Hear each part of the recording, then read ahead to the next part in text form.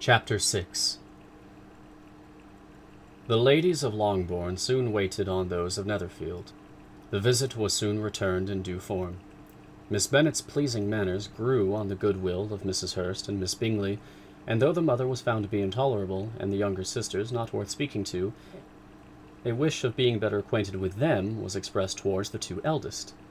By Jane this attention was received with the greatest pleasure, but Elizabeth still saw superciliousness in their treatment of everybody, hardly excepting even her sister, and could not like them, though their kindness to Jane, such as it was, had a value, as arising in all probability from the influence of their brother's admiration. It was generally evident, whenever they met, that he did admire her, and to her it was equally evident that Jane was yielding to the preference which he had begun to entertain for him from the first, and was in a way to be very much in love.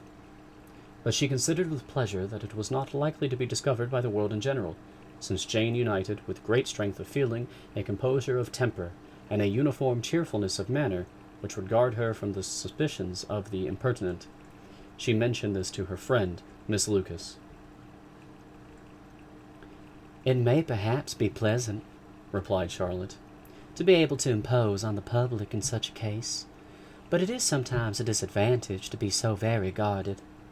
If a woman conceals her affection with the same skill from the object of it, she may lose the opportunity of fixing him, and it will then be but poor consolation to believe the world equally in the dark. There is so much of gratitude or vanity in almost every attachment that it is not safe to leave any to itself. We can all begin freely. A slight preference is natural enough, but there are very few of us who have heart enough to be really in love without encouragement. In 9 cases out of 10, a woman had better show more affection than she feels. Bingley likes your sister undoubtedly, but he may never do more than like her, if she does not help him on."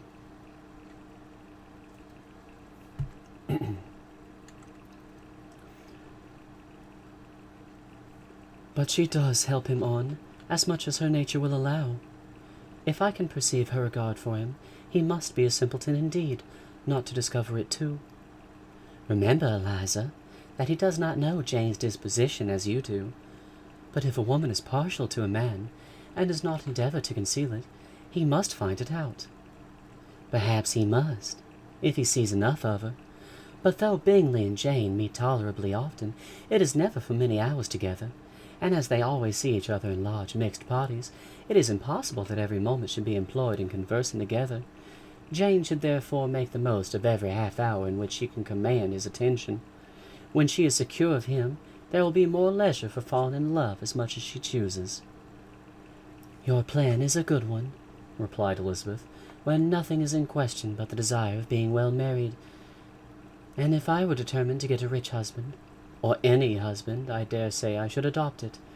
But these are not Jane's feelings. She is not acting by design. As yet, she cannot even be certain of the degree of her own regard, nor of its reasonableness.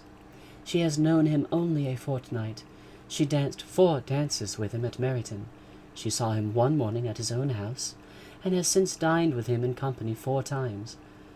This is not quite enough to make her understand his character." "Not as you represent it. Had she merely dined with him, she might only have discovered whether he had a good appetite. But you must remember that 4 evenings have also been spent together, and 4 evenings may do a great deal." "Yes, these 4 evenings have enabled them to ascertain that they both like Vintern better than commerce. But with respect to any other leading characteristic, I do not imagine that much has been unfolded." "Well," said Charlotte, "I wish Jane success with all my heart, and if she were married to him tomorrow, I should think she had as good a chance of happiness as if she were to be studying his character for a 12-month. Happiness in marriage is entirely a matter of chance. If the dispositions of the parties are ever so well known to each other, or ever so similar beforehand, it does not advance their felicity in the least. They always continue to grow sufficiently unlike afterwards to have their share of vexation, and it is better to know as little as possible of the defects of the person with whom you are to pass your life." "You make me laugh, Charlotte, but it is not sound. You know it is not sound. and that you would never act in this way yourself." Occupied in observing Mr. Bingley's attentions to her sister, Elizabeth was far from suspecting that she was herself becoming an object of some interest in the eyes of his friend. Mr. Darcy had at first scarcely allowed her to be pretty. He had looked at her without admiration at the ball, and when they next met, he looked at her only to criticize. But no sooner had he made it clear to himself and his friends that she hardly had a good feature in her face, than he began to find it was rendered uncommonly intelligent by the beautiful expression of her dark eyes. To this discovery succeeded some others equally mortifying. Though he had detected with a critical eye more than one failure of perfect symmetry in her form, he was forced to acknowledge her figure to be light and pleasing, and in spite of his asserting that her manners were not those of the fashionable world, he was caught by their easy playfulness. Of this she was perfectly unaware. To her he was only the man who made himself agreeable nowhere, and who had not thought her handsome enough to dance with. He began to wish to know more of her, and as a step towards conversing with her himself, attended to her conversation with others. His doing so drew her notice. It was at Sir William Lucas's, where a large party were assembled. "What does Mr. No. Let me back up. I don't know who's speaking.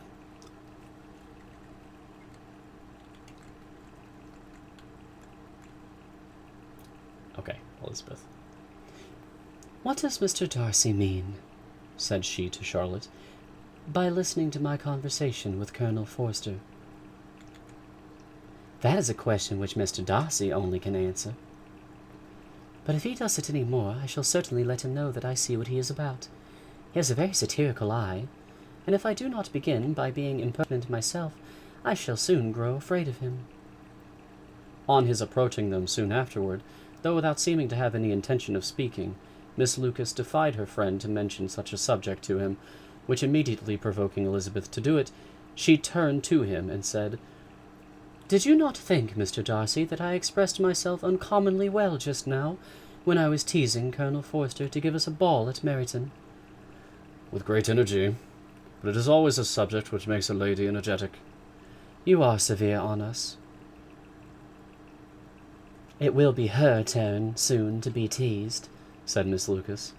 "I am going to open the instrument, Eliza, and you know what follows." "You are a very strange creature by way of a friend, always wanting me to play and sing before anybody and everybody. If my vanity had taken a musical turn, you would have been invaluable. But as it is, I would really rather not sit down before those who must be in the habit of hearing the very best performers." On Miss Lucas's persevering, however, she added, "Very well. If it must be so, it must." And gravely glancing at Mr. Darcy, "There is a fine old saying, which everybody here is of course familiar with. Keep your breath to cool your porridge, and I shall keep mine to swell my song." Her performance was pleasing, though by no means capital. After a song or two, and before she could reply to the entreaties of several that she would sing again, she was eagerly succeeded at the instrument by her sister Mary, who, having, in consequence of being the only plain one in the family, worked hard for knowledge and accomplishments, was always impatient for display. Mary had neither genius nor taste, and though vanity had given her application, it had given her likewise a pedantic air and conceited manner, which would have injured a higher degree of excellence than she had reached. Elizabeth, easy and unaffected, had been listened to with much more pleasure, though not playing half so well, and Mary, at the end of a long concerto, was glad to purchase praise and gratitude by Scotch and Irish airs, at the request of her younger sisters, who, with some of the Lucases and 2 or 3 officers, joined eagerly in dancing at one end of the room. Mr. Darcy stood near them in silent indignation at such a mode of passing the evening, to the exclusion of all conversation, and was too much engrossed by his thoughts to perceive that Sir William Lucas was his neighbour, till Sir William thus began, "What a charming amusement for young people this is, Mr. Darcy! There is nothing like dancing, after all. I consider it as one of the first refinements of polished society." Certainly, sir, and it has the advantage of also being in vogue amongst the less polished societies of the world. Every savage can dance. Sir William only smiled. Your friend performs delightfully, he continued after a pause, on seeing Bingley join the group, and I doubt not that you are an adept in the science yourself, Mr. Darcy. You saw me dance at Meryton, I believe, sir? Yes, indeed, and received no inconsiderable pleasure from the sight. Do you often dance at St. James's? Never, sir. Do you not think it would be a proper compliment to the place? It is a compliment which I never pay to any place if I can avoid it. You have a house in town, I conclude. Mr. Darcy bowed. I had once had some thought of fixing in town myself, for I am fond of superior society, but I did not feel quite certain that the air of London would agree with Lady Lucas. He paused in hopes of an answer, but his companion was not disposed to make any. And Elizabeth, at that instant moving towards them, he was struck with the action of doing a very gallant thing, and called out to her. My dear Miss Eliza, why are you not dancing? Mr. Darcy, you must allow me to present this young lady to you as a very desirable partner. You cannot refuse to dance, I am sure, when so much beauty is before you. And taking her hand, he would have given it to Mr. Darcy, who, though extremely surprised, was not unwilling to receive it, when she instantly drew back, and said with some discomposure to Sir William, Indeed, sir, I have not the least intention of dancing. I entreat you not to suppose that I moved this way in order to beg for a partner. Mr. Darcy, with grave propriety, requested to be allowed the honour of her hand, but in vain. Elizabeth was determined, nor did Sir William at all shake her purpose by his attempt at persuasion. You excel so much in the dance, Miss Eliza, that it is cruel to deny me the happiness of seeing you.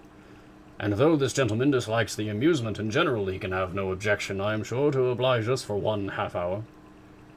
Mr. Darcy is all politeness, said Elizabeth, smiling.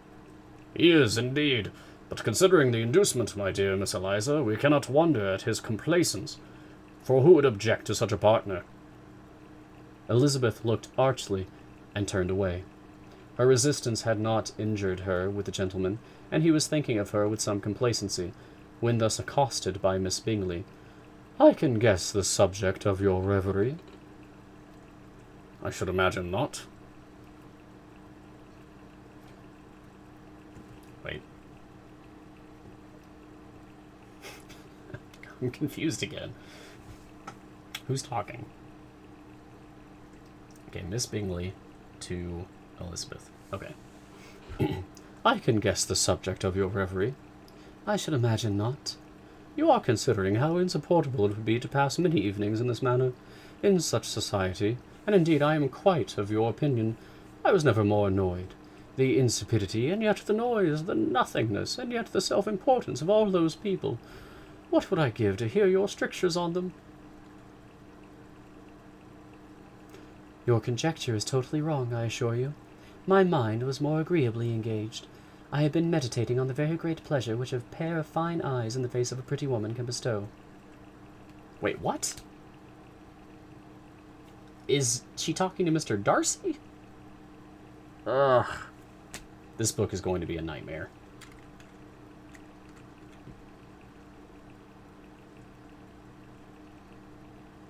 He was thinking of her with some complacency when thus accosted by Miss Bingley. Okay.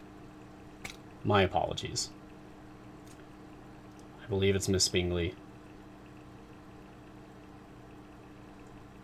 Wait, Miss Bingley. Not Mrs. Bingley? No, Miss Bingley. That's the daughter of Mr. Bingley?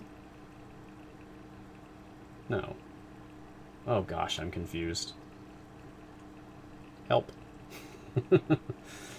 Oh well. We'll just make it up.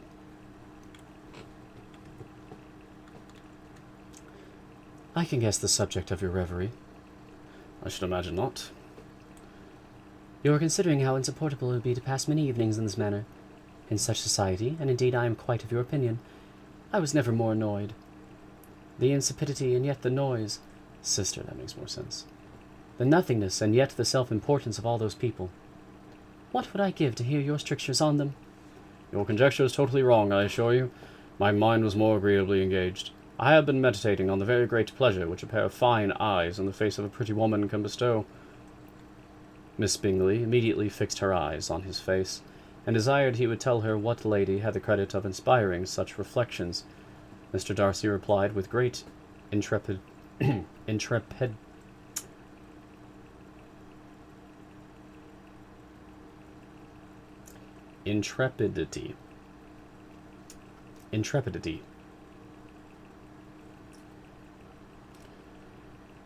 Miss Elizabeth Bennet. Miss Elizabeth Bennet, repeated Miss Bingley. I am all astonishment. How long has she been such a favourite? And pray, when am I to wish you joy? That is exactly the question which I expected you to ask. A lady's imagination is very rapid. It jumps from admiration to love, from love to matrimony in a moment. I knew you would be wishing me joy. Nay, if you are serious about it, I shall consider the matter as absolutely settled. You will be having a charming mother-in-law indeed, and of course she will always be at Pemberley with you. He listened to her with perfect indifference while she chose to entertain herself in this manner, and as his composure convinced her that all was safe, her wit flowed long. End of chapter 6.